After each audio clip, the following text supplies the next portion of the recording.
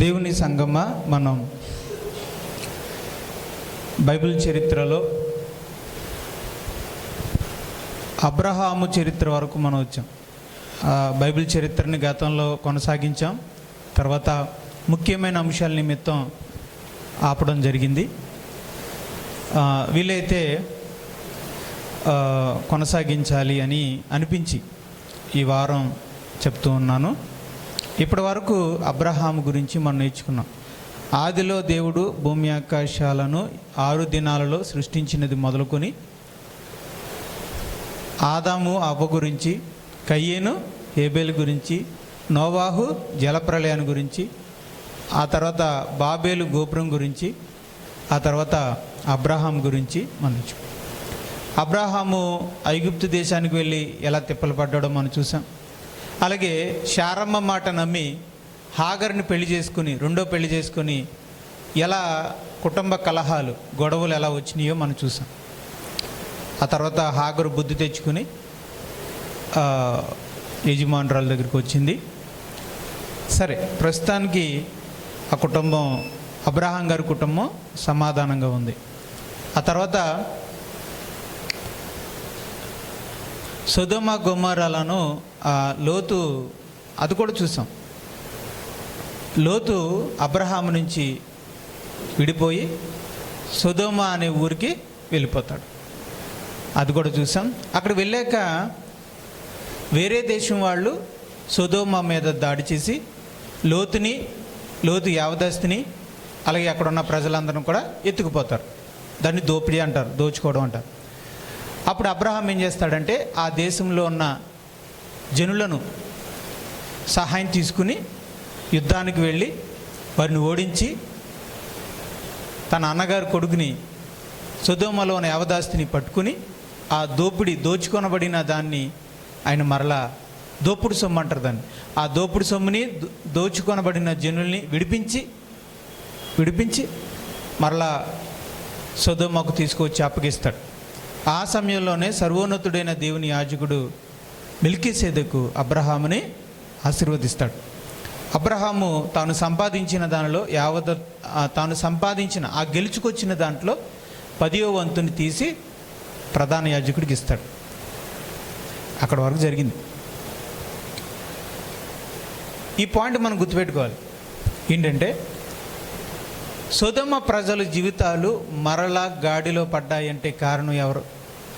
దోచుకొనబడిన వారు, బానిసలుగా బతకాల్సిన వారు విడిపించబడ్డారు, మరలా జన్మస్థానానికి వచ్చారు. సొదొమలో వాళ్ళు హాయిగా జీవిస్తున్నారంటే కారణం ఎవరు చెప్పండి? అబ్రహాం గారు. అసలైన కారణం ఎవరు చెప్పండి? దేవుడు అబ్రహాం గారి ద్వారా వాళ్ళకి విడిపించారు.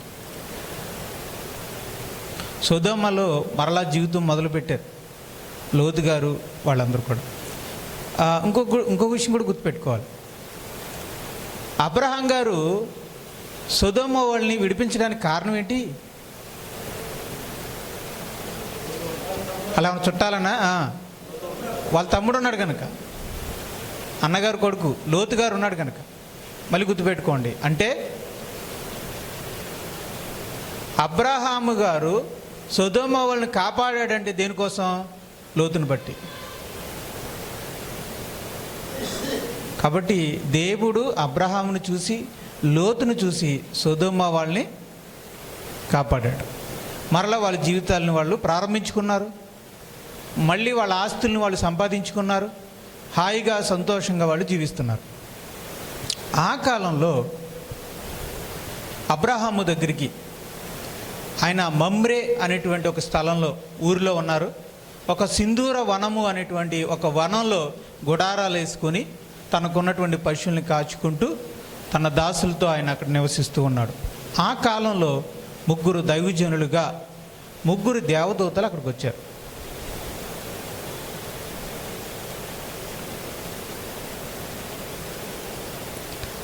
మీరు 18వ అధ్యాయాన్ని మీరు చూస్తే,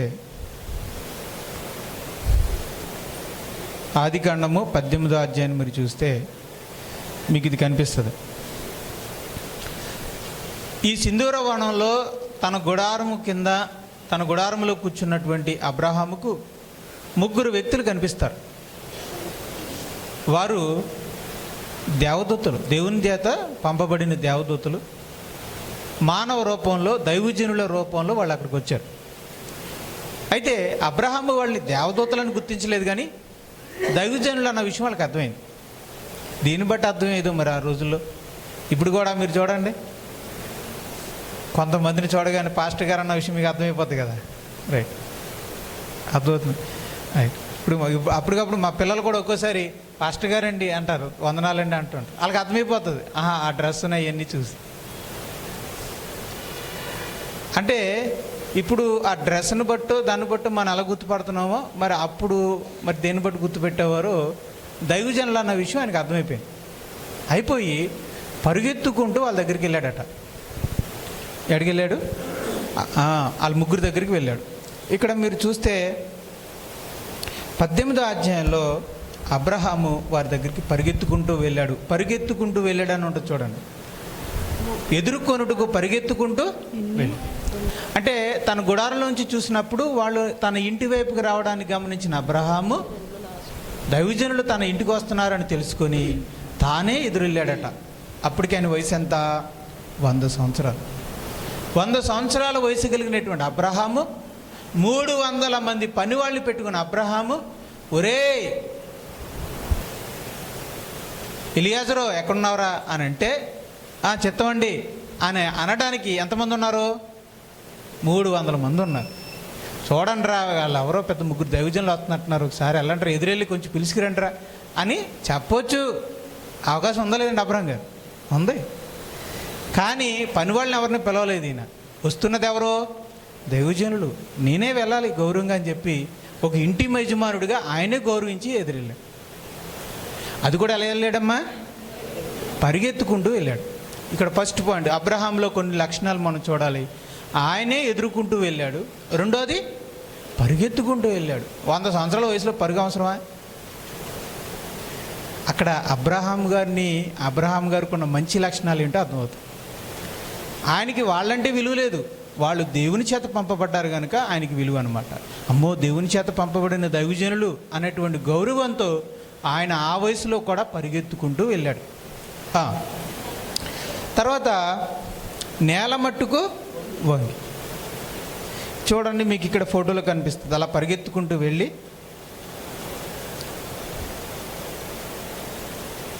ఇదిగోండి, నేల మట్టుకు వంగి నమస్కారం పెట్టడం అంటే చూడండి, 100 సంవత్సరాల వయసు కలిగిన ఒక పెద్దయిన విశ్వాసులకు తండ్రి అయిన అబ్రహాము గారు తన దగ్గరకు వచ్చిన దైవజనుల దగ్గర ఆయన సాగిలపడి వంగి నమస్కారం చేశాడు. యాక్చువల్గా ఏంటండి, ఇక్కడ ఈ ప్రపంచంలో దేవుడు ఏర్పరచుకున్న వ్యక్తిని నేనే అనేటువంటి అహంకారం ఎవరికి ఉండాలి? అబ్రహాముకు ఉండాలి. కానీ అబ్రహాం లేదు. అబ్రహాం గారికి నేను విశ్వాసులకు తండ్రిని, దేవుని వాగ్దానాన్ని పొందినవాడిని, నీ ద్వారా ఈ భూలోక వంశములన్నిటినీ ఆశీర్వదిస్తాను అని గొప్ప వాగ్దానాన్ని కలిగిన వాడిని, కాబట్టి నేను గనుణ్ణి అనేటువంటి అహంకారం ఆయనకు లేదు. తన దగ్గరకు వచ్చిన తన వయసులో కంటే చిన్నోళ్ళు, తన అనుభవం కంటే చిన్నోళ్ళైనా దైవజనులైనా సరే వాళ్ళకి సాష్టాంగపడి నమస్కారం చేశాడు. అదేం తెలియజేస్తుందంటే ఆయన దీనత్వం, అబ్రహాం గారిలో ఉన్నటువంటి తగ్గింపు మనకు కనిపిస్తుంది.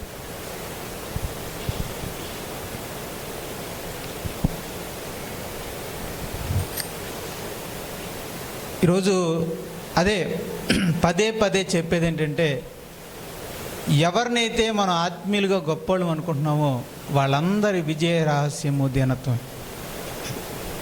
మరలా నేను చెప్తున్నా. ఆ తర్వాత ఏం చేశాడు ఆయన? ఆ తర్వాత మనం చూస్తే త్వరగా వెళ్ళి వారిని ఇంటికి ఆహ్వానించాడు. రండి, మా ఇంటికి వచ్చి ఆతిథ్యాన్ని తీసుకోండి, కాస్త భోంచేసి మరి సేద తీరి వెళ్ళండి, ఎండగా ఉంది, రండి మా ఇంటికి రండి అని పిలిచాడు. అప్పుడు వాళ్ళ ముగ్గురు కూడా ఓకే అని చెప్పి అంగీకరించి వాళ్ళు రావడం జరిగింది. వాళ్ళ ముగ్గురిని కూడా ఒక చెట్టు కింద కూర్చోబెట్టాడు ఆయన.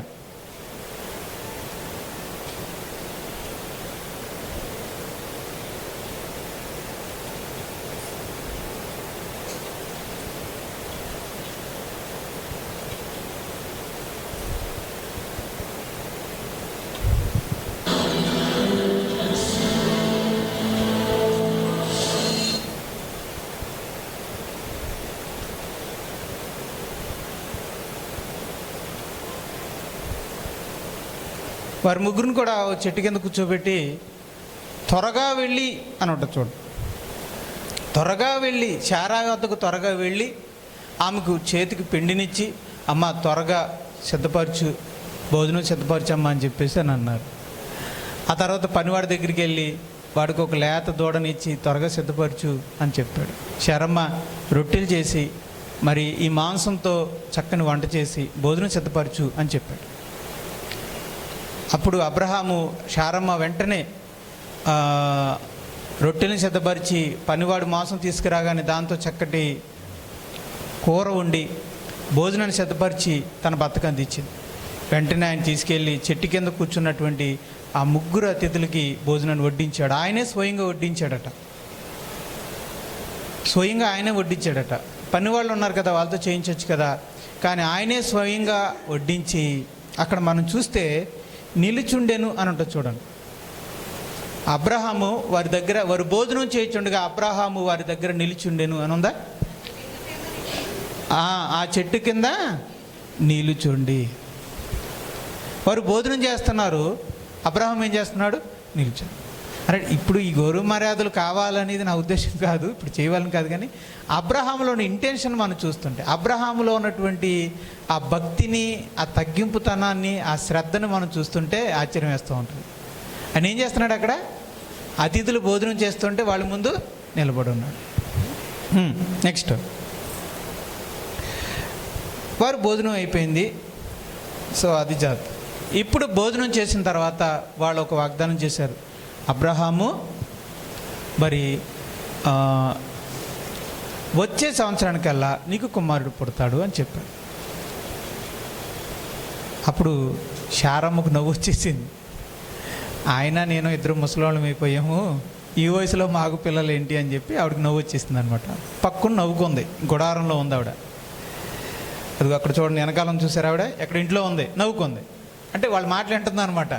ఏం మాట్లాడుకుంటున్నారు ఏంటో అని చాటున ఉండి మాట్లాడుతుంది. ఆ మాట వినగానే ఆవిడకి నవ్వు వచ్చింది. అప్పుడు దేవుడు వారి ద్వారా అన్నాడు, నేను కుమారుని ఇస్తాను అని అంటే శారా నవ్వింది. నాకు అసాధ్యమైనదేదా ఉన్నదా అని చెప్పినప్పుడు శారమ్మ కంగారు పడింది. నేను నవ్వలేదు ప్రభువా అని అంది. కానీ దేవుడు అన్నాడు, లేదమ్మా నువ్వు నవ్వు. అలా జరిగింది. రైట్. అంటే అబ్రహాము ఎంతో తగ్గింపుతో, భయభక్తులతో, శ్రద్ధాభక్తులతో ఆయన అక్కడ ఆతిథ్యం ఇవ్వడం మనం చూస్తున్నాం. ఆ తర్వాత దేవుడు ఆయనకి వరాన్ని ఇవ్వడం, వాగ్దానం చేయటం మనం చూస్తున్నాం. ఆ తర్వాత ఏం జరిగిందంటే వాళ్ళు ముగ్గురు కూడా ఎక్కడికి బయలుదేరారు అంటే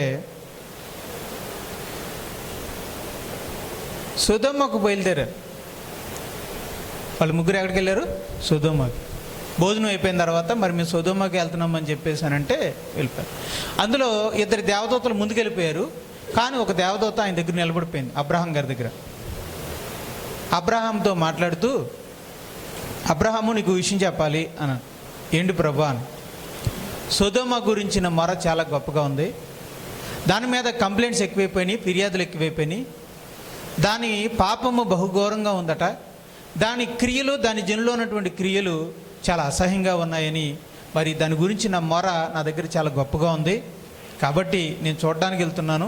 ఒకవేళ అదే నిజమైతే ఆ పట్టణాన్ని నేను సర్వనాశనం చేస్తానయ్యా అని చెప్పాడు. అంటే తాను చేయబోయేదాన్ని ఎవరికి చెప్తున్నాడు? అబ్రహాముకు చెప్తున్నాడు. అప్పుడు అబ్రహాం అన్నారు, అబ్రహాముగా ఆ మాట చెప్పగానే ఎవరు గుర్తొస్తారు అమ్మా? లోతు గుర్తు వస్తుంది. అసలే వాళ్ళు ఒకప్పుడు చెరబట్టబడితే కాపాడి తీసుకొచ్చి మళ్ళీ అక్కడ పెట్టాడు ఆయన. ఇంకా కొంచెం ప్రేమ ఉంటుంది.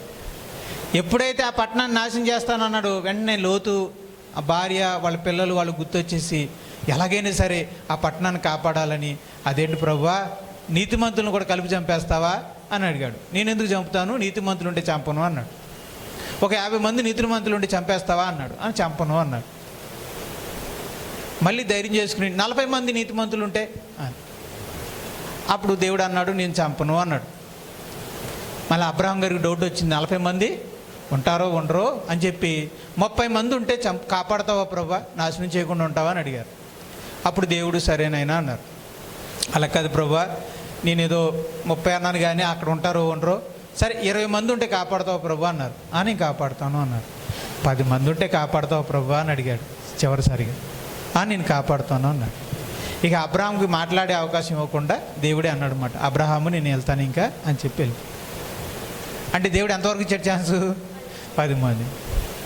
అంటే అబ్రహాము గారిని ఇక్కడ మనం చూస్తే ఈ 50 మంది, 40 మంది, 30 మంది, 20 మంది, 10 మంది ఉండి కాపాడతావా అని ఈ బేరసారాలు దేనికోసం?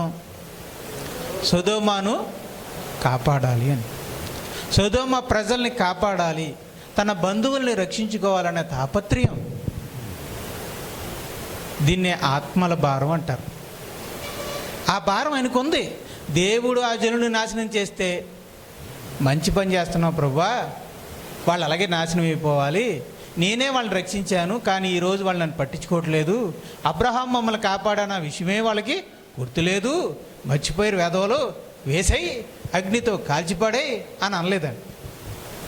పైగా అబ్రహాం ఏం చేస్తున్నాడంటే ఆ జనులను కాపాడాలి, ఈ అగ్ని నాశనం నుంచి ఎలాగైనా వాళ్ళని రక్షించాలి, అగ్ని నుండి కాపాడాలి అనేటువంటి ఆ భారం ఆయనలో కనపడుతుంది.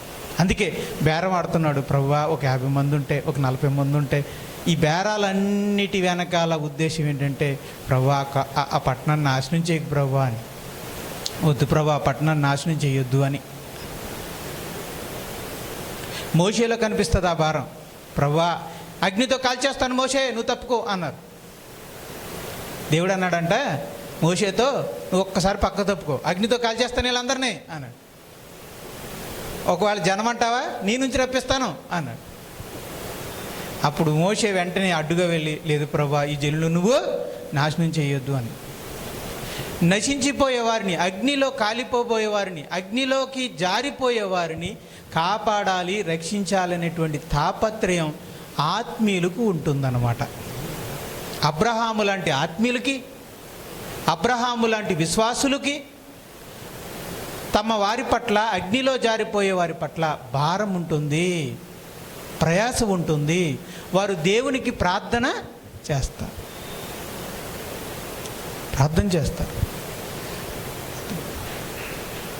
నాకు గతంలో తెలియలేకపోయినా ఆ పట్టు ఏంటో తర్వాత తెలిసింది. ప్రార్థన చేయాలి. అబ్రహాం ఎలాగైతే దేవుని దగ్గర ప్రభువా ప్లీజ్ ప్రభువా అని ఎలాగైతే 50 నుంచి 40కి, 40 నుంచి 30కి, 30 నుంచి 20కి, 20 నుంచి 10కి బేరమాడేంత వరకు సిగ్గు లేక ఎలా అడిగాడు. మరి సిగ్గే కదండి అదంతా. విన్నాడేగా 40 అడిగో మళ్ళీ 30 అంటావు ఏంటి అని దేవుడు అన్నాడు అనుకోండి, సిగ్గే కదా అది. సిగ్గు విడిచి దేవుణ్ణి అడిగి ఎలాగైనా సరే ఆ పట్టణాన్ని కాపాడాలనే తాపత్రం అబ్రహాంకు ఉందో, అలాగే ఆత్మీయులకు కూడా తమ కుటుంబ సభ్యుల్ని, తమ ఇరుగు పొరుగు వారిని కాపాడాలని, అగ్నిలోనికి జారిపోకుండా కాపాడబడాలని తాపత్రయం విశ్వాసులకి, ఆత్మీయులకి ఉండాలన్నమాట. నేర్చుకుందాం. ఒకవేళ మనకు లేకపోతే ఏమైంది, ఇప్పుడు నుంచైనా చేద్దాం. గతంలో చేయలేకపోయినని బాధపడితే సరిపోదు, ఇక్కడి నుంచైనా చేయాలనే ఒక మంచి నిర్ణయాన్ని మనం తీసుకోవాలి. ఎవరికి ఏది రాదండి, అందరూ ప్రభు దగ్గరకు వచ్చి నేర్చుకోవాలి. బైబిల్లో ఉన్నటువంటి విశ్వాసుల నుండి చూసి నేర్చుకోవాలి. యోధా పత్రిక 1వ అధ్యాయము ఉన్నది ఒకటేలేండి.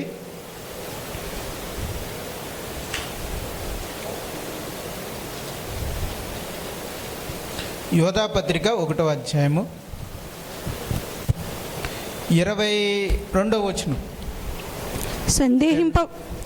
సందేహపడువాడు వారి మీద కనికరము చూపుడి, అగ్నిలో నుండి లాగినట్టు కొందరిని రక్షించుడి, శరీర సంబంధమైన వారి అపవిత్ర ప్రవర్తనకు ఏమాత్రము నొప్పుకొనక దానిని అసహించుకొనుచు భయముతో కొందరిని కరుణించుడి. రైట్. సో మీ బంధువులు, మీ కుటుంబ సభ్యుల్లో మీ భర్తే కావచ్చు, మీ భార్య కావచ్చు, మీ పిల్లలే కావచ్చు, మీ తల్లిదండ్రులే కావచ్చు, మీ యొక్క భర్త తరపు బంధువులే కావచ్చు, భార్య తరపు బంధువులే కావచ్చు, వారి పాపంలో జీవిస్తున్నప్పుడు వారిని కరుణించమంటే అర్థం వాళ్ళు ఎలా బతికినా వాళ్ళ బ్రతుకుని సమ్మతించమని కాదు. వాళ్ళ పాపభరితమైన జీవితాన్ని చూసి బాధపడుతూ భయపడుతూ మనం జాగ్రత్త పడుతూ అదే సమయంలో వాళ్ళు అగ్నిలో నుండి లాగబడాలి అని, అనగా రక్షించబడాలని మనం కరుణించాలి. అంటే కరుణించాలంటే ఏం చేయాలి? కరుణించి మోకరించి దేవునికి ప్రార్థన చేయాలి.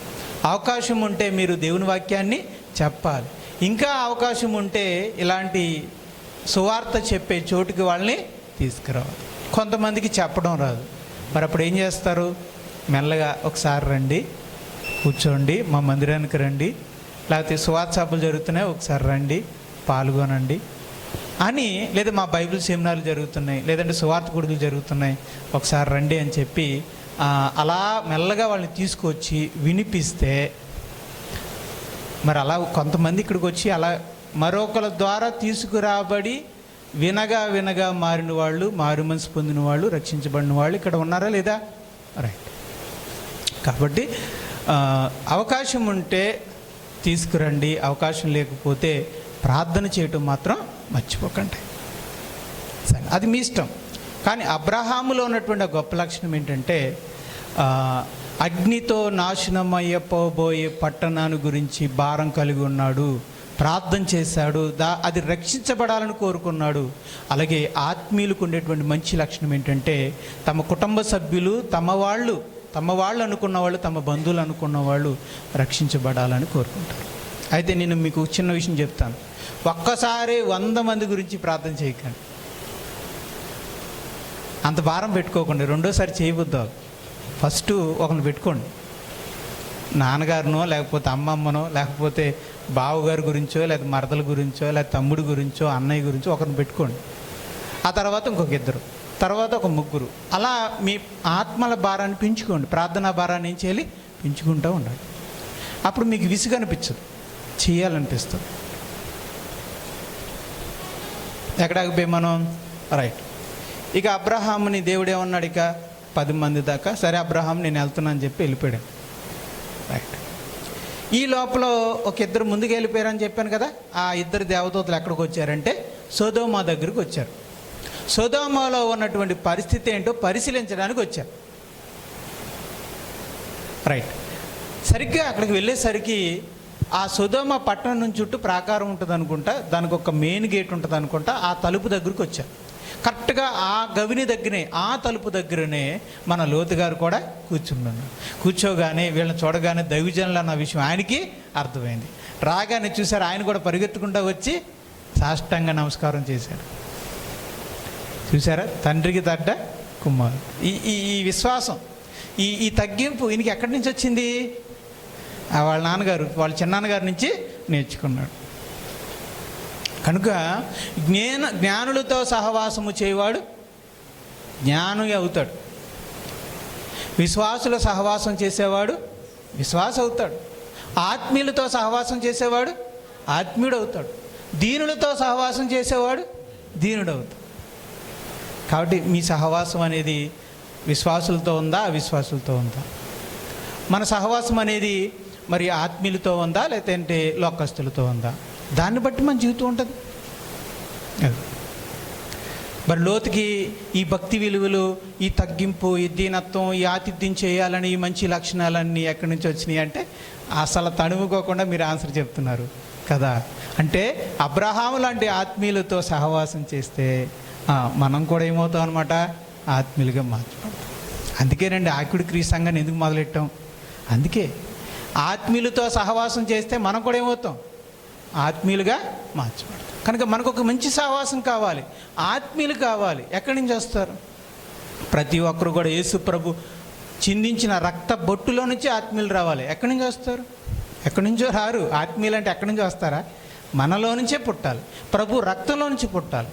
కనుక అలాంటి ఆత్మీయులు తయారు చేయాలి. అటువంటి ఆత్మీయ సహవాసాన్ని తయారు చేసుకోవాలి. ప్రభు దయ వల్ల కొత్తగా వచ్చే వాళ్ళకి వాళ్ళు ఒక ఆత్మీయమైన సహవాసులుగా, మాదిరిగా కనపడాలి. అంటే ఎలా ఉండాలంటే, ఒక సంఘం అనేది ఎలా ఉండాలంటే మంచేదో చెడేదో తెలియని దేవుని కొరకు బ్రతకడం అంటే ఏంటో, విధేయత అంటే ఏంటో, దీనత్వం అంటే ఏంటో, ఆత్మీయత అంటే ఏంటో తెలియని ఒక లోకస్తుడు ఒకవేళ సంఘంలోకి వస్తే ఆ సంఘంలో ఉన్న వాళ్ళందరినీ చూసి ఓహో ఇలా ఉండాలా, ఇలా దీనులుగా ఉండాలా, ఇలా వినయంగా ఉండాలా, లేకపోతే ఇలా మంచితనంగా ఉండాలా, ఇలా మాట్లాడాలా అనేది నేర్చుకోవాలి.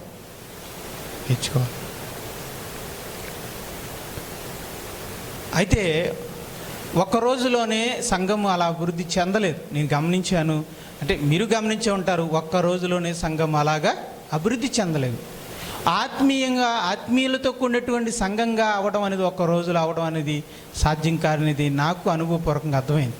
అయితే రోజులు గడిచే కొలది, వాక్యం వినే కొలది, దేవుని కార్యక్రమాలు జరిగించే కొలది, వాక్యం అనే ఉదక స్నానం చేత కడగబడే కొలది, క్రీస్తు రక్తం చేత కడగబడే కొలది, పరిశుద్ధాత్మ చేత నింపబడే కొలది ఆ సంఘంలో ఉన్న వాళ్ళు ఏమవుతారు? మెల్లమెల్లగా ఆత్మీయులుగా మార్చబడతారు. అది కూడా నేను చూశాను అనుభవంలో. కొంతమంది రోజులు గడిచే కొలది, ఇలా కడగబడే కొలది, నింపబడే కొలది వారు ఆత్మీయులుగా మార్చబడ్డాన్ని నేను గమనిస్తున్నాను. ఎదుగా అది నేను మన సాక్ష్యంలో అదే అనుభవంలో, సంఘ అనుభవంలో కూడా ఈ మాట చెప్పాను అనమాట. నేను కోరుకున్నది ఏంటంటే, అలా ఆ మాట అనకూడదు, నేను కోరుకున్నది కాదు, దేవుడు కోరుకున్నది, ప్రభువు కోరుకున్నది ఏంటంటే, నా అభిలాష ఏంటంటే ఆత్మీయులతో కూడినటువంటి సంఘం.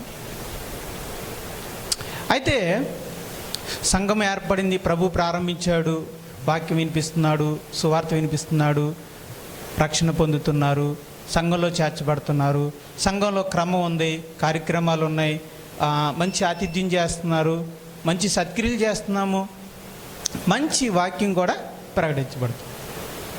ఇప్పుడు కొత్తగా వచ్చిన వాళ్ళు ఎవరైనా, సంఘం తెలిసిన వాళ్ళు ఎవరైనా అడిగితే ఏమంటున్నారు?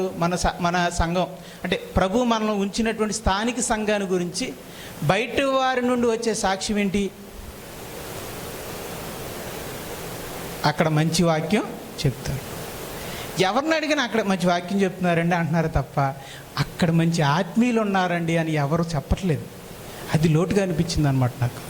అక్కడ ఒక మాదిరి జీవితం కనపడింది, అక్కడ ఒక దీనత్వం కనపడింది, అక్కడ ఒక తగ్గింపు కనపడింది, అక్కడ ఒక పరిశుద్ధత కనపడింది అని చెప్పలేకపోతున్నారు ఎవరు. మంచి వాక్యం ఉందని, మంచి వాక్యం అంటే మంచి వాక్యమే ఉందన్నమాట ఇక్కడ. కానీ దానికి తగ్గట్టుగా దీనత్వం విలువలు అసలు లేవని నేను అంటలేదు. అంత బయటికి కనబడే అంత దీనత్వం లేదు, బయటికి కనబడే అంత పరిశుద్ధత లేదు, బయటికి కనబడే అంత విశ్వాసము, బయటికి కనబడే అంత ప్రేమ ఇక్కడ లేదన్నమాట. అంత ఆత్మీయులుగా మనం లేవన్నమాట.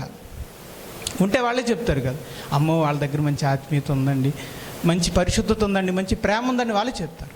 కానీ ఎవరిని అడిగినా ఏం చెప్తున్నారు? వాళ్ళందరూ మంచి యూనిటీగా ఉంటారండి, అక్కడ మంచి వాక్యం చెప్తారండి అని అంటున్నారు. అంటే ఏదో లోటుగా ఉంది, ఏదో లోటుగా ఉంది, ఎందులోనూ అభివృద్ధి చెందాలి. అదేంటంటే ప్రేమ, విశ్వాస, పరిశుద్ధతలో అభివృద్ధి చెందాలి అని. కనుక మనం అందరం కూడా ప్రార్థన చేయాలి. ఏంటంటే వాక్యం బాగు ఉంటుంది క్రీస్తు సంఘంలో కాదు, వాక్యం బాగుంటాం కాదు, అక్కడ ఐక్యత ఉంటుంది, లేదంటే సత్క్రియలు చేస్తారు, మీటింగ్లు బాగా పెడతారు, ఇది కాదు, ఇదేం కాదు, ఇవేమి కాదు. ఆ సాక్ష్యం చెప్తే ఒకవేళ భవిష్యత్తులో ఎవరైనా సరే ఏం రావాలి? ఆ సంఘంలో ఆత్మీయత ఉంటుంది, ఆ సంఘంలో పరిశుద్ధత ఉంటుంది, ఆ సంఘంలో విశ్వాసం ఉంటుంది, ఆ సంఘంలో ప్రేమ ఉంటుంది, ఒక మంచి ఆత్మీయులు అక్కడ ఉంటారు. వాళ్ళతో పాటు మనం కూడా ఉంటే, వాళ్ళతో పాటు మనం కూడా ఉండాలి, ఉంటే మన జీవితాలు కూడా మార్చబడతాయరా అన్నట్టుగా రావాలి. వాక్యం మంచిగా ఉంటుందని ఎలా వచ్చారో అలాగే అక్కడ ఆత్మీయులను బట్టి కూడా మేము రావాలి అనేటువంటి ఆలోచన వచ్చేలా మనం ఆ సాక్ష్యాన్ని మనం సంపాదించుకోవాలంటే అది దేవుని కృప. కాబట్టి కృప కొరకు మనం ఏం చేయాలి? ప్రార్థన చేయాలి. ప్రభువా మా సంఘమును ప్రభువా ఆత్మీయంగా బలపరచండి అని ప్రార్థన చేయండి. అందరూ ముందుగా సంఘం ఆత్మీయంగా బలపరచబడాలంటే ఎవరికి వాళ్ళమే ఆత్మీయంగా బలపరచం. అందుకే ప్రతి ఒక్కరు కూడా విశ్వాస, ప్రేమ, పరిశుద్ధతల విషయంలో, దీనత్వం విషయంలో, నోటి మాటల విషయంలో, ఈ 5 విషయాల్లో కాస్త దృష్టి పెట్టండి. మీరు ఎవరికి వాళ్ళే, అది భర్త అయితే భర్త, భార్య అయితే భార్య, పిల్లలైతే పిల్లలు, తల్లిదండ్రులు అయితే తల్లిదండ్రులు, పెద్దవాళ్ళు అయితే పెద్దవాళ్ళు, చిన్నవాళ్ళు అయితే చిన్నవాళ్ళు, మీరు ఎవరైతే, మీరు పురుషులు కావచ్చు, స్త్రీలు కావచ్చు, ఈ 5 మీద మీరు దృష్టి పెట్టి మీరు ఆత్మీయులు అవుతూ ఉంటే, అందరము ఆత్మీయులు అవుతూ ఉంటే ఇక్కడ ఏ సహవాసం ఏర్పడుతుంది? ఆత్మీయుల సహవాసం ఏర్పడుతుంది. అబ్రహాము ఎటువంటి సహవాసాన్ని ఇచ్చాడు? ఎటువంటి సహవాసాన్ని ఇచ్చాడనమాట అయితే అబ్రహాం లోతుకి ఎలాంటి సహవాసాన్ని ఇచ్చాడు? ఆత్మీయుల సహవాసాన్ని ఇచ్చాడు. ఒక అబ్రహాము ఆత్మీయుల సహవాసాన్ని ఇచ్చాడు. నిజంగా అండి, ఎలియాజరు చూసారు మీరు? ఎలియాజరు రెపుకమ్మని మాట్లాడడం కోసం వెళ్ళొస్తాడు కదా, అసలు అతను ఎంత ఆత్మీయత ఉంటుందో చూసారు మీరు? చదివారు ఎప్పుడైనా? ఎలియాజర్ అండి ఇస్సాకుకి భార్యను తీసుకురావడానికి వెళ్తాడు కదా, ఎంత అబ్రహాం దాసుడు. చదవండి, చాలా బాగుంటుంది. అసలు అతనికి అంత భక్తి ఎక్కడదండి? అంటే ఎవరిని చూసి నేర్చుకున్నాడు అనమాట? అబ్రహాం. చాలా బాగుంటుంది ఆ స్టోరీ. అసలు ఆయనకి ఏం తెలియదు, ఆ ఊరే తెలియదు. ఆ ఊరు కానీ ఊరికి వెళ్ళి మోకరించి ప్రార్థన చేసి చాలా మొక్కుకుంటాడు, చాలా విశ్వాసంతో అడుగుతాడు, చాలా బాగా మాట్లాడతాడు, చాలా బాగా మాట్లాడు. అసలు ఆ మాట తీరు, ఆ మోకరించి ప్రార్థన చేయడం, ఆ విశ్వాసం, ఆ గ్రహింపు, అవన్నీ ఎక్కడి నుంచి వచ్చినాయి అనమాట? అబ్రహాము నుంచి. కాబట్టి అబ్రహాము తాను ఒక్కడేనండి ఆత్మీయుడైనా, 10 మంది లేరు. కానీ ఆయన ఒక్కడై ఉండి 10 మందికి ఆత్మీయతను పంచగలిగేవాడు. ఒక్కడిగా ఆత్మీయ సహవాసాన్ని ఇచ్చాడు ఆయన, 10 మందికి ఇచ్చాడు. మరి మనం 10 మందిగా మరి 100 మందికి అనేవాళ్ళు కదా, సహవాసాన్ని ఇచ్చేలాగా మనం మార్చిపడాలి. ఓకే, అటు కృప దేవుడు మనకి దయచేయునుగాక. అసాధ్యమేం కాదండి, అసాధ్యమేం కాదు. ఎందుకంటే యేసు ప్రభు మన కొరకు సిలువలో ప్రాణం పెట్టాడు. సిలువ ఉండగా అసాధ్యమేది ఉండదండి. మీకు అర్థమవుతుందండి? లోకంలో ఆత్మీయులుగా మార్చబడడం అసాధ్యం అంటే అది పాత నిబంధనలు అసాధ్యం. కానీ కొత్త నిబంధనలో సమస్తము సాధ్యమే. కారణం ఏంటంటే సిలువ ఉంది కనుక. యేసు ప్రభు సిలువలో అది సాధించాడు. మరణం అంటే చాలామంది ఓటమి అనుకుంటారు, కాదు, అది విజయం. పాపం మీద విజయం, పాపం మీద విజయం, సాతాను మీద విజయం, మరణం మీద విజయం, శాపం మీద విజయం. కనుక విజయానికి సూచనది సిలువ అనేది. శాపానికి సూచన కాదు, విడుదలకు సూచనది. కనుక యేసు ప్రభు సిలువ మరణాన్ని మనం నమ్మగలిగితే, విశ్వాసంతో మనం ప్రార్థన చేయగలిగితే మనం తప్పకుండా అవుతాం. సరే, అబ్రహాం గారు ఎలా ఆతిథ్యం ఇచ్చారో లోతు గారు కూడా ఈ 2 దేవదూతల్ని తన ఇంటికి ఆహ్వానించాడు. రాత్రిపూట అందరూ భోజనం చేసి చక్కగా నిద్రపోదాం అనుకునే సమయంలో ఊర్లో ఉన్నటువంటి పెద్దోళ్ళు, చిన్నలు, యవనస్తులు, పురుషులు అందరూ కూడా వచ్చేసారట. ఆ వీధి నిండిపోయారట. ఎవరున్న వీధి? లోతు గారి ఇంటి ముందున్న వీధి అంతా నిండిపోయారంట. ఊళ్ళో ఉన్న పెద్దవాళ్ళు, మగవాళ్ళు అనుకున్న వాళ్ళందరూ అక్కడికి వచ్చి నిలబడి ఇప్పుడు అడుగుతున్నారట, ఏమని? లోతు తలుపుది, నీ ఇంటిలోకి వచ్చిన 2 బయటికి పంపించు, ఇప్పుడు మేము వాళ్ళిద్దరిని అనుభవిస్తాం అంట. వచ్చింది 2 పురుషులండి. వచ్చిన 2 పురుషుల్ని బయటికి బయటికి తీసుకురా, వాళ్ళు మేము అనుభవిస్తాం అంటున్నారు. ఎంత దారుణమైనటువంటి పరిస్థితి అనమాట, ఎంత దారుణమైన పరిస్థితి. అంటే అక్కడ ఎలాంటి పరిస్థితులు ఉన్నాయన్నమాట? గే అంటున్నారు చూసారా, గే అని, స్వలింగ సంపర్కం అని, ఒకే లింగంతో కలిగినటువంటి వ్యభిచార క్రియలు అక్కడ ఉన్నాయన్నమాట. కాబట్టి బయట తీసుకురా, వాళ్ళని మేము అనుభవిస్తామని అంటున్నారు. పాపం లోతు బతిమాలుకున్నాడండి, లేదండి దయతో మీరు అలా చేయకండి, ఇది మహాపాతకం, దుర్మార్గం. మన ఇంటికి వచ్చిన వాళ్ళని, మన ఆతిథ్యం తీసుకున్న వాళ్ళని, నా నీడన ఉన్న వారికి అలా చేయకండి బాబోయ్, అలాంటి పని చేయకండి అని ఆపుతున్నాడట. వాళ్ళు ఆపుతుంటే వాళ్ళు అన్నారట, ఒరే ఇది ఎవడో పొరుగు నుంచి వచ్చి అదేదో చెప్తున్నాడు నీతి కౌరులో, ఒరే నువ్వు ఎక్కువ మాట్లాడేవో వాళ్ళిద్దరికి చేస్తానన్నది మీ ఇంట్లో వాళ్ళని కూడా నాశనం చేసి పడేస్తాం, తలుపు తీస్తావా లేదా అని చెప్పేసి గొడవడారట. నేను మాట్లాడుతున్నాను, ఈరోజు వాళ్ళందరూ హాయిగా ఉన్నారంటే కారణం ఎవరో తెలుసా? లోతే. అవునా కదండి? అసలు వీళ్ళందరూ ఎక్కడుండాలి? చెరలో ఉండాలి, బానిసలుగా ఉండాలి. వాళ్ళ పిల్లలు ఇంట్లో తుడుచుకునే పనుల్లాగా, వీళ్ళేమో తోటకి నీళ్ళు ఎట్టేవాళ్ళగా, వాళ్ళ మిస్సెస్లు, భార్యలు అందరూ వంటలు ఉండేవాళ్ళలాగా, వాళ్ళ కొడుకులేమో పేడలు ఎత్తేవాళ్ళలాగా వాళ్ళ బతుకులు అలా ఉండాలి. ఈరోజు ఎవరింట్లో వాళ్ళు హాయిగా ఉన్నారంటే, సమృద్ధితోనూ ధనంతోనూ వీళ్ళు ఈరోజు తొలతూగుతూ బతుకుతున్నారు, హాయిగా బతుకుతున్నారంటే కారణం లోతు అన్న విషయం మీకు తెలుసు కదా. లోతే. లోతు మొహాన్ని చూసే కదా అబ్రహాం రక్షించాడు. కృతజ్ఞత ఉందండి వీళ్ళకి. ఒరే ఈ లోతును చూసే కదరా అబ్రహాం మనల్ని కాపాడాడు. పరుగు రోడ్ అంటారట్రా, మొహం పగులిపోద్దా అని చెప్పేవాళ్ళు అక్కడ ఎవరా లేరు. చెప్పే పెద్దోళ్ళు లేనప్పుడు ఊరు నాశనం అయిపోతారు. పెద్దోళ్ళు ఉండాలండి. పెద్దోళ్ళు ధైర్యం చేసి మాట్లాడే పెద్దోళ్ళు అవసరం. అది సంఘానికి అవసరం, సమాజానికి అవసరం అండి. మీకు అందుకే నేను సంఘంలో ఒక వరం తెలుసా అండి? సంఘములో ఉన్న వరాల్లో ఒక వరం ఏంటి తెలుసా? హెచ్చరించువారు అనే ఒక వరం ఉంది. వాళ్ళు ఉండాలండి. హెచ్చరించే వరం ఉండాలి కొంతమందికి. వాళ్ళు ఏం చేస్తారు? సంఘము దారి తప్పినప్పుడు సంఘాన్ని హెచ్చరిస్తారు. అలాగే ఊర్లో కూడా హెచ్చరించే వాళ్ళు ఉండాలి. అలా లేకపోయేసరికి పెద్ద అనక చిన్న అనక అందరూ బ్యాడ్ క్యారెక్టర్గా మారిపోయారు. అక్కడ చేయరాని క్రియలు చేయడానికి వాళ్ళు తొలిపడతారు. కనీసం లోతు యొక్క మేలును కూడా మర్చిపోయారు. మేలును మర్చిపోయారు. లోతుని చంపాలనుకున్నారు. ఈ లోపల దేవుడు ఏం చేశాడంటే ఆ లోతుని కాపాడి లోపలికి తీసుకున్నాడు. తలుపేసేసారు. వాళ్ళకి కనుమబ్బు కలిగిందట. ఆ డోర్ ఎక్కడ ఉందో తెలియలేదటండి వాళ్ళకి. ఈ లోపల నెతుక్కుంటూ ఆ డోర్ వాళ్ళకి కనపడలేదు. ఈ లోపల ఆ ఇద్దరు దేవదూతలు లోతుతో చెప్తున్నారు, ఇంతటి భయంకరమైన క్రియలతో నిండిన సొదొమను దేవుడు సర్వనాశనం చేయాలనుకుంటున్నాడు. లోతు, వెంటనే నువ్వు వెళ్ళి నీ అన్నీ చదువుకుని బయలుదేరు. నీవు నీ బిడ్డలు సర్వనాశనం అవ్వకుండా, నీవు నీ కుటుంబం సర్వనాశనం అవ్వకుండా తప్పించబడినట్లుగా నువ్వు వెంటనే ఈ పట్టణాన్ని విడిచి బయటికి వెళ్ళిపో అని చెప్తే పాపం వెళ్ళాడటండి. అల్లుడిని పిలుద్దామని. కాబోయే అల్లుళ్ళు ఇద్దరు, అంటే ఈయనకి భార్య, ఈయనకి భార్య, ఇద్దరు కూతుర్లు అండి. ఈ ఇద్దరు కూతుర్లకి ఆ ఊర్లో 2 సంబంధాలు తెచ్చుకున్నాడు పాపం. ఇంకా పెళ్ళవలా. ఈ కాబోయే ఇద్దరు అల్లుళ్ళ దగ్గరికి వెళ్ళి అడిగాడట, అల్లుళ్ళారా మరి ఎలా ఉంది పరిస్థితి, మరి దేవుడు అట ఈ పట్టణాన్ని నాశనం చేయబోతున్నాడట, మీరు వచ్చేయండి నాతో పాటు అని అన్నాడట.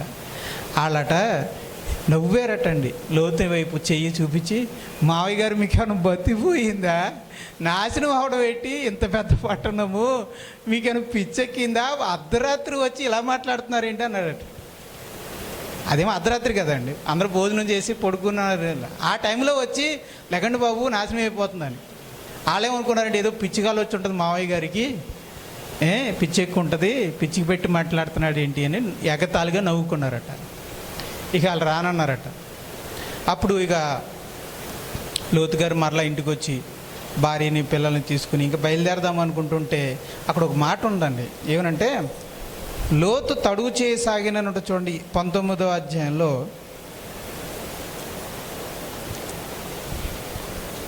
16వ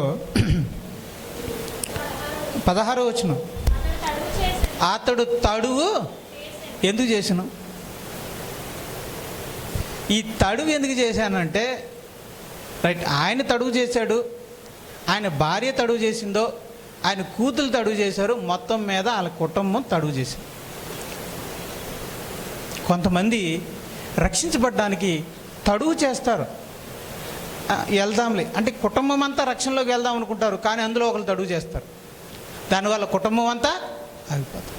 భర్త, భార్య, 2 బిడ్డలు ఇప్పుడు రక్షణలోకి వెళ్ళాలి, ప్రమాదం నుంచి తప్పించుకోవాలి.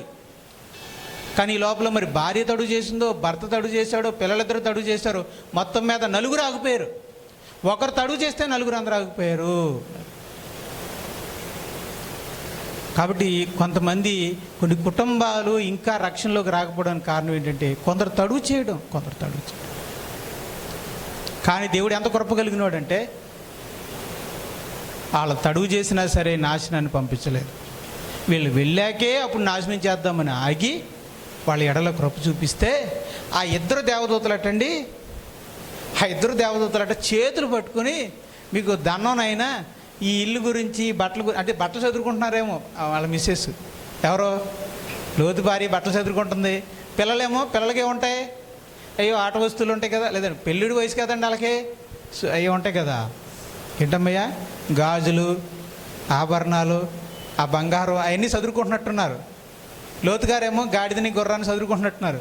నాయనా మీకు అంత టైం లేదు, ఇవన్నీ తీసుకెళ్లే సమయం లేదు, మీరు ఒట్టి చేతులతోనే రావాలని చెప్పి 2 చేతులు ఇచ్చుకొని లాక్కొచ్చారు. లాక్కొచ్చారు. రక్షణ పొందాలి అంటే అన్నీ తీసుకురావడానికి కుదరదు, అన్నీ వదులుకొని రావాలి. నా పాత అలవాట్లను అలాగే తెచ్చుకుంటా, నా మాటలను అలాగే తెచ్చుకుంటా, నా పాత ఉద్దేశాలను అలాగే తెచ్చుకుంటా, కుదరదు. నీ పాత జీవితాన్ని అలాగే తెచ్చుకుని రక్షణ పొందాలంటే కుదరదు. దాన్ని అక్కడ వదిలేయాలి. వదిలేసి ఒక క్రొత్త జీవితాన్ని ప్రారంభించాలి, మొదలు పెట్టాలి. అది రక్షణ అంటే. రక్షణ పొందాలి అంటే ఆ పాతదైన జీవితాన్ని వదులుకు రావాలి.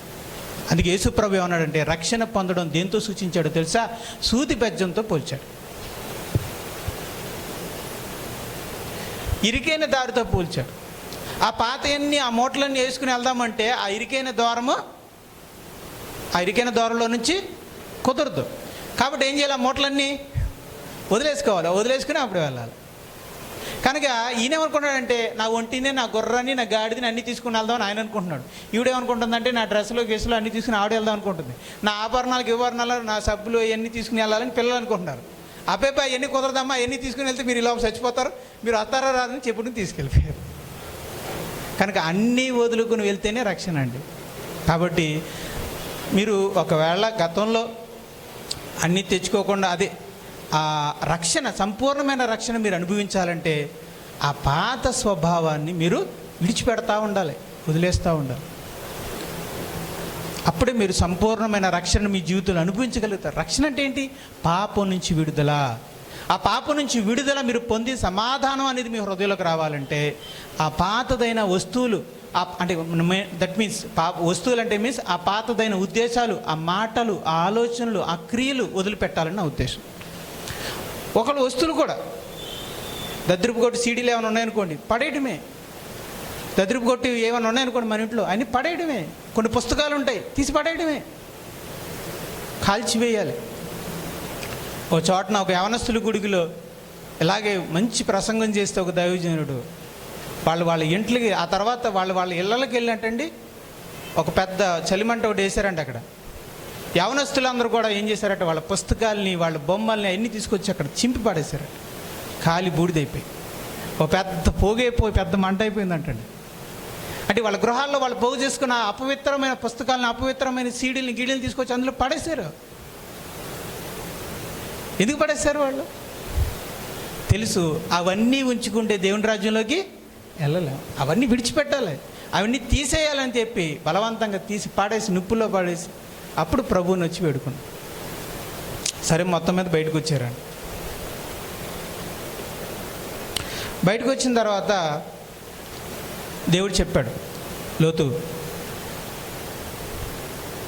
మీరు ఎలాగే వెళ్ళిపోండి, వెనక్కి మాత్రం చూడకండి. వెనక్కి తిరిగారో మీకు ప్రమాదం, వెనక్కి తిరగకుండా వెళ్ళిపోండి అని చెప్తే అప్పుడు రైట్, వీళ్ళ ఫ్యామిలీ అంతా వెళ్ళిందండి. ఒకసారి చూస్తారా ఏం జరిగిందో? మీకు జరిగిందంతా ఒకసారి ఒక వీడియోలో చూపిస్తాను. కొంత దూరం ఎదరికెళ్ళాక లోతు గారి భార్య వెనక చూసిందండి. మీకు వీడియో రూపంలో చూపిస్తాను, చూడండి సరదాగా.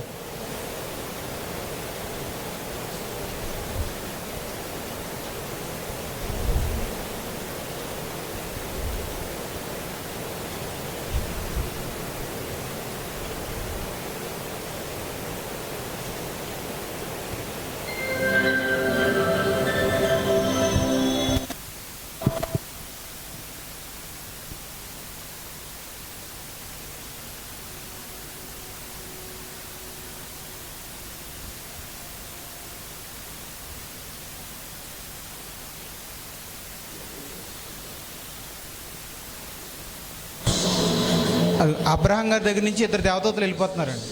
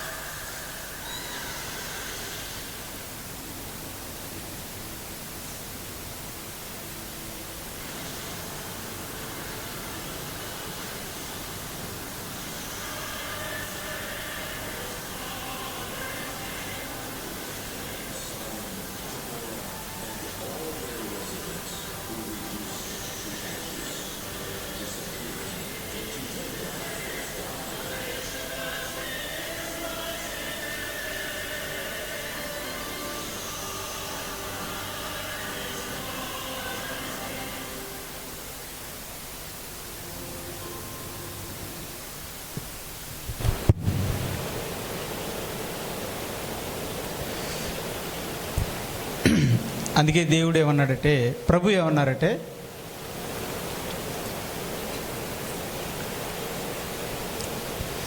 లోకసువార్త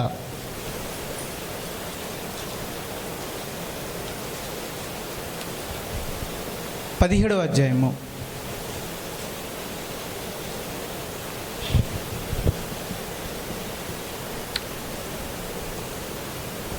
32వ వచనం. లోతు భార్యను జ్ఞాపకము చేసుకున్నాడు.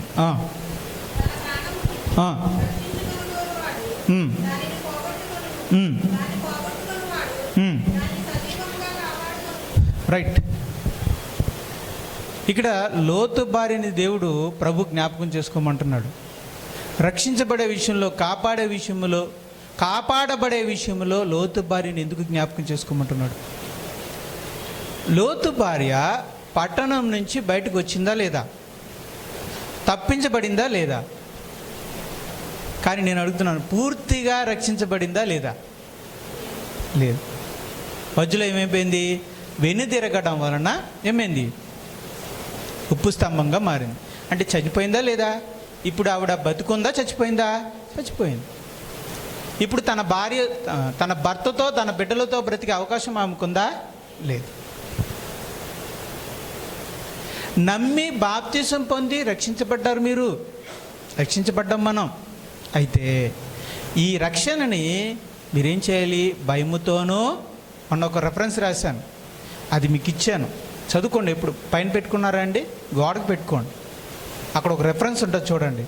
మీ సొంత రక్షణను భయముతోనూ వణుకుతోనూ కొనసాగించాలి. మీకు దేవుడు మీ విశ్వాసాన్ని బట్టి, మారు మనసును బట్టి మీకు ఒక తాళం చెయ్యి ఇచ్చాడు. ఆ తాళం చెయ్యిని, ఆ గిఫ్ట్ని మీరు పట్టుకుని వెళ్ళండి. చెక్కుని మీకు ఇచ్చాడు. ఆ చెక్కుని మీరు వదలకండి. పరలోకంలో బ్యాంక్ ఉంది, అక్కడ దాకా మీరు తీసుకెళ్ళాలి. మీ మరణం వరకు మీరు తీసుకెళ్తే ఆ మరణం దగ్గర ఒక బ్యాంక్ ఉంటుంది. అప్పుడు ఆ చెక్ ఇస్తే బ్యాంక్ మారుతుంది. అసలు రక్షణ మీకు చేతిలోకి వస్తుంది. మరి ఒకవేళ బ్యాంకుకి వెళ్ళకముందే దారి మధ్యలో చెక్కు జారి పడిపోయి కింద పడిపోయింది అనుకోండి, మీకు ఆ డబ్బులు వస్తాయా? రా. అలాగే దారి మధ్యలోనే వెనక్కి తిరిగి తాను పొందుకున్న రక్షణని కోల్పోయిందా లేదా? ఎవరో? లోతు భార్య. అలాగే మనము కూడా వెనక్కి తిరిగితే, చూడండి, మొన్నటి వారం నేను చెప్పాను, అంతకుముందు వారం, కొంతమంది ఐహిక విచారాల చేత ఏం చేస్తారు? అంచివేరు. అంటే ఐహిక విచారాల వలన మీరు ఒకవేళ వెనక్కి తిరిగితే, లేకపోతే ధన మోసం వలన వెనక్కి తిరిగితే, సుఖ భోగముల కొరకు వెనక్కి తిరిగితే మీరు రక్షణను కోల్పోతాము. మనం రక్షణ కోల్పోతాం. అందుకే పరిశుద్ధ గ్రంథం ఏం చెప్తుందంటే, ప్రియులారా, నీ సొంత రక్షణను ఎల్లప్పుడూ భయముతోనూ వణుకుతోనూ కొనసాగించండి. పట్టుకెళ్ళండి, జాగ్రత్తగా వదిలేయకండి, వెనక్కి తిరగండి అని చెప్తాను. ఇక్కడ ఇన్నాడు బ్రదరు మంచి పాట పాడారు మన సహోదరులు. ఒకసారి తీయండి ఆ పాట. అబ్రహాము, ఇస్సాకు, యాకోబు. అందులో మొదటి వచ్చిన ఒకసారి చదువుకుందాం, చూడండి అందరూ.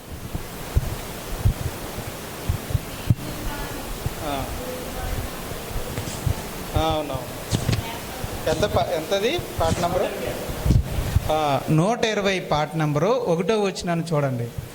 అక్కడ ఏమనుందంటే, బీడు బారిన బ్రతుకులు దున్నడానికే ఏర్పరచబడినావు దేవుని కొరకు. ఆ బీడు బారిన భూమి మందే, ఎవరిదో కాదులేండి, ముందు మందే. దాన్ని దున్నుకోవడానికి, విత్తనాలు వేసుకొని మొలకెత్తి ఫలించడానికే మనల్ని దేవుడు ఏర్పరచుకున్నాడు. అలా నాగటిపై చెయ్యి పెట్టి, ఆ మంచి ఉద్దేశంతో మొదలుపెట్టిన నీవు, నాగటిపై చెయ్యి పెట్టిన నీవు వెనుక చూడకు, ప్రభువులోనికి అడుగు పెట్టి లోకాన్ని కోరితే ఏమవుద్ది? అది లోతు భార్య అవుతుంది. అర్థమవుతుందండి? అదే లోతు భార్య. అందుకే దేవుడు ఏమన్నాడు, ప్రభు ఏమన్నాడు? లోతు భార్యని జ్ఞాపకం చేసుకో. ఒకవేళ వెను తిరిగితే లోతు భార్యకి ఏం జరిగిందో అదే నీ జీవితంలో జరుగుతుంది. నువ్వు కూడా అలాగే ఎండిపోతావు, నిర్జీవంగా మారిపోతావు. నువ్వు కూడా నీ రక్షణ కోల్పో, నీ జీలో ఉన్న జీవాన్ని కోల్పోతావు, స్తంభంలా మారిపోతావు. మీరు చూసే ఉంటారు, ఒకప్పుడు మంచిగా విశ్వాస జీవితాన్ని ప్రారంభించి ఆ తర్వాత లోకంలో పడిపోయి కఠినులైపోయిన వారిని మీరు చూసినప్పుడు మీరు అనుకునే ఉంటారు, ఒకప్పుడు మంచిగా ఉండేవారండి, మంచి ఆత్మీయులండి, 5 గంటలు లేచి ప్రార్థన చేసేవారండి వాళ్ళు, ఈరోజు ఏంటండి ఇలా అయిపోయారు అని మీ మనసులో మీరు నొచ్చుకునే ఉంటారు, మీ అనుభవాలు కనబడి ఉంటారు. వాళ్ళందరూ ఎవరనుకుంటున్నారు? లోతు భార్య వలె వెనక్కి తిరిగి ఉప్పు స్తంభంగా మారిపోయిన వారు, తమలో ఉన్న జీవాన్ని కోల్పోయిన వారు. అయినా ప్రియులారా, వారి కొరకు ప్రార్థన చేయాలి మనం. నాకు ఒకసారి మనసు కరుక్కుపోతుందండి, తరుక్కుపోతూ ఉంటుంది అలాంటి వాళ్ళు చూసినప్పుడు. నాకు ఉన్నారు, ఒక 2-3 ఉంటారు, వాళ్ళ కొరకు ప్రార్థన చేస్తూ ఉంటాను. ప్రభువా, వాళ్ళు మళ్ళీ జీవం పొందాలి, వాళ్ళు మళ్ళా పునర్జీవం పొందాలి. ఎందుకంటే మన దేవుడు ఎంత గొప్పవాడు అంటే, రాయిగా మారిన వారిని మరలగా మనిషిగా రాతి హృదయమును తీసివేసి మాంసపు హృదయమును, అంటే మళ్ళీ రాతిని మళ్ళీ ఎలా మార్చగలడు? మనసు. దేవునికి అసాధ్యమేం లేదు కదా. కనుక మన వంతున మనం ఏం చేయాలంటే ప్రార్థన చేయి. అవకాశం ఉంటే మాట్లాడతానండి వెళ్ళి, ఒకప్పుడు బాగా ఉండేవారండి మీరు, అది ఇది అంటూ ఉంటాను. అంటే ఎలాగైనా కొంచెం కదుపునట్టు ఉంటుందని కాస్త అలా రేపుతూ ఉంటాను అనమాట. ఆ మాటల ద్వారా ఏమన్నా కాస్త అలా మరలా ఏమన్నా మనసు ఇట్లా ఆగుతుందేమో అని. సరే, మనం ప్రార్థన చేయాలి. కానీ మరి వాళ్ళ హృదయాలు కఠినమైపోవడానికి కారణం, చర్చికి రాకపోవడానికి కారణం, దేవుణ్ణి ఒకప్పుడులాగా స్తుతించకపోవడానికి కారణం, అపవిత్రతలోకి వెళ్ళిపోవడానికి కారణం, లోకానికి వెనుక చూడడం, ఐహిక విచారాల వల్ల, లోక సుఖభోగాలను చూడడం వల్ల, ఈ లోకాన్ని ఆశించడం వల్ల మరికొందరు వెనక్కి తిరిగి తమలోని జీవాన్ని కోల్పోయి ఉప్పు స్తంభంలాగా మారిపోయారు. ఎక్కడ? బయట కాదు, ఎక్కడ? లోపల, ఆత్మలో.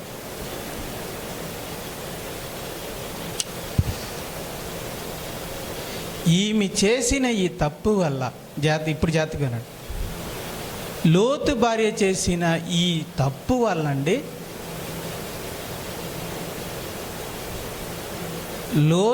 లోతు పిల్లలు కలిసి ఏం చేశారో మీ అందరికీ తెలుసు. అంతటి దౌర్భాగ్యమైన కార్యక్రమం, లేదా అంతటి దౌర్భాగ్యమైనటువంటి ఎవ్వరూ ఊహించలేని అసహ్యమైన కార్యక్రమం జరగడానికి కారణం ఎవరో తెలుసా? భార్యేనండి. ఈమె వెనక్కి తిరిగి ఉప్పు స్తంభం అయిపోయింది కాబట్టి ఆమె వాళ్ళతో వెళ్ళలేదు. ఆమెతో వెళ్ళలేకపోవడం వల్ల అక్కడ నీచమైన కార్యం జరిగింది. అది చెప్పుకోలేనంత దారుణమైన విషయం మీ అందరికీ తెలుసు, అందుకే చెప్పట్లేదు. మరి అంత దారుణమైనటువంటి నీతి నికృష్టమైనటువంటి క్రియ అక్కడ జరగడానికి కారణం ఏంటి? ఒకవేళ భార్య ఉంటే అలా జరిగేదా? జరగదు. భార్య విశ్వాస జీవితంలో వెనక్కి తాను జీవాన్ని కోల్పోతే కుటుంబం అంతా అసహ్యమైపోతుంది. భర్త విశ్వాసం కలిగిన వాడై ఉండొచ్చు, పిల్లలు విశ్వాసం కలిగి ఉండొచ్చు, కానీ భార్య ఒకవేళ వెనుతిరిగి లోకస్తురాలుగా మారిపోతే ఆయన నీతి ఎందుకు పనికిరాదు, పిల్లలకు అప్పుడు దాకా నేర్పిన భయభక్తులు కూడా ఎందుకు పనికిరావు, మొత్తం నాశనం అయిపోతుంది.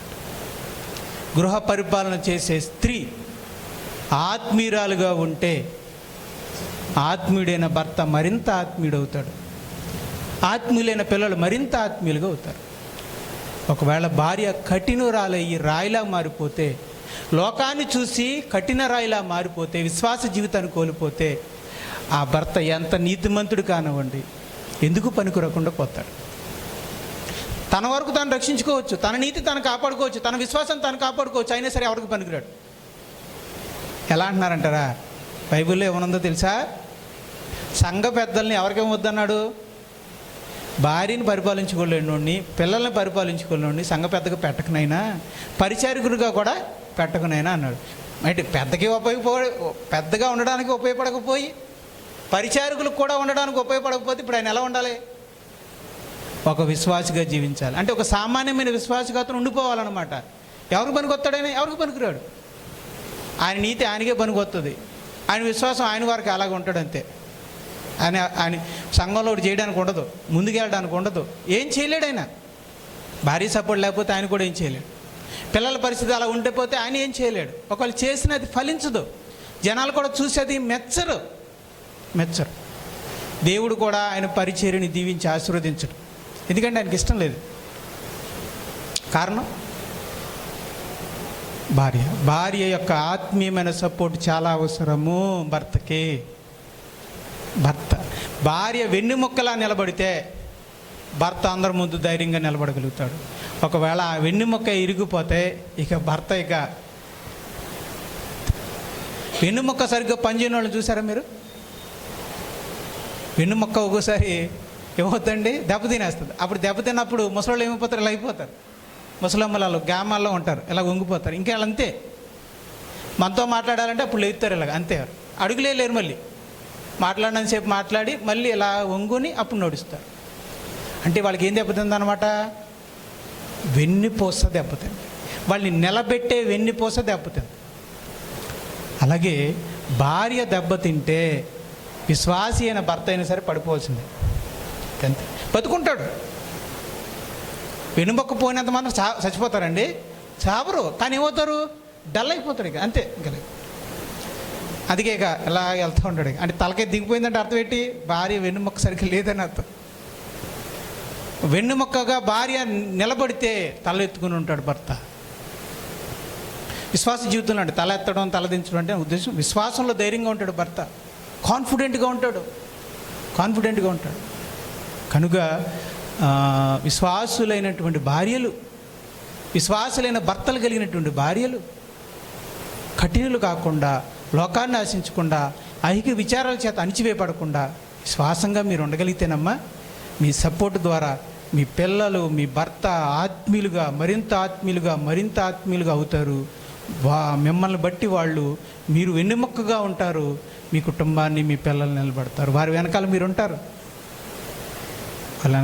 అప్పుడు మీరు అనుకుంటారు, మేము కనపడతలేదు కదండి అని. నేను అంటున్నాను, వీళ్ళు ఇలా నిలబడడానికి వెనకాల ఉండి వెన్నుముక్కలా నిలబెట్టింది ఎవరో? మీరే కదా. రైట్. రెండో రాకడలో వెనకాల ఉన్న మిమ్మల్ని ఎదరికి తీసుకువచ్చి మిమ్మల్ని మహింపరిచేవాడు దేవుడు. మీరు వెనకాల ఉండి కనపడలేదని మీరేమనుకోవాల్సిన అవసరం లేదు. కానీ నీ భర్త ఈరోజు దేవుని కొరకు మహిమకరంగా ఉపయోగపడుతున్నాడంటే దానికి కారణం నువ్వే కనుక ఆ మహిమకు కారణమైన నిన్ను, ఆ ఘనతకు కారణమైన నిన్ను ముందుకు తీసుకువచ్చి రెండవ రాకడలో నిన్ను మహిమపరిచి ఘనపరిచేవాడు యేసుప్రభు. చూడండి ఒకసారి సామెతలు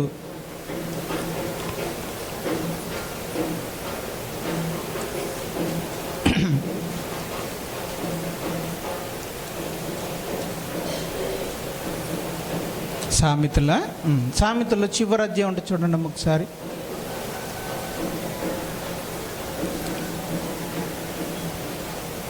ముప్పై 31వ అధ్యాయము 23లో చూడండి.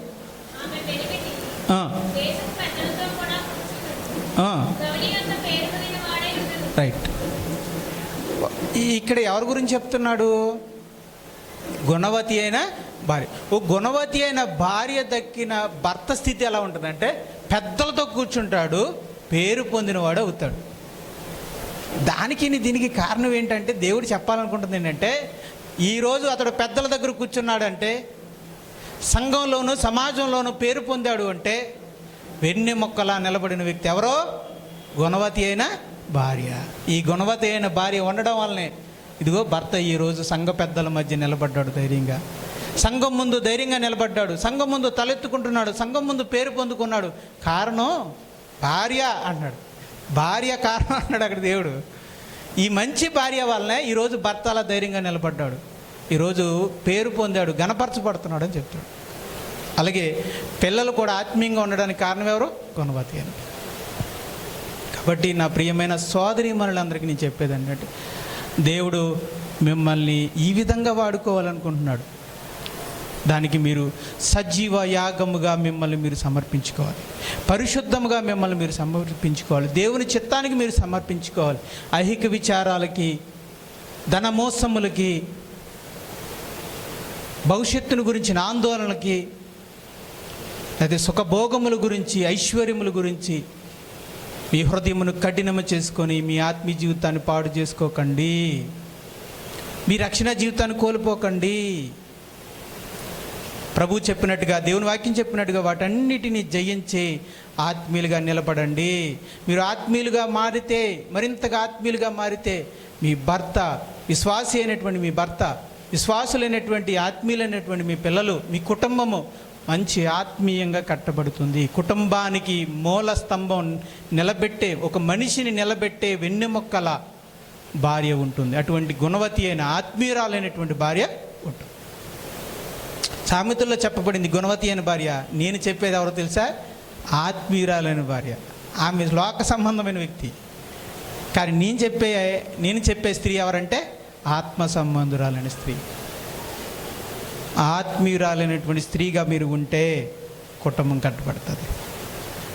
భార్య సగం మధ్యలో ఆగిపోవడం వల్లనే కుటుంబం అంతా కూడా అయిపోయింది. కానీ భర్త అలాంటి తెలుసా? మంచోడు. భర్త మంచోడే, పిల్లలు మంచోళ్ళే, కానీ అక్కడ పరిస్థితులు అలా అయిపోయిన కారణం ఎవర్రా అంటే ఈవిడ.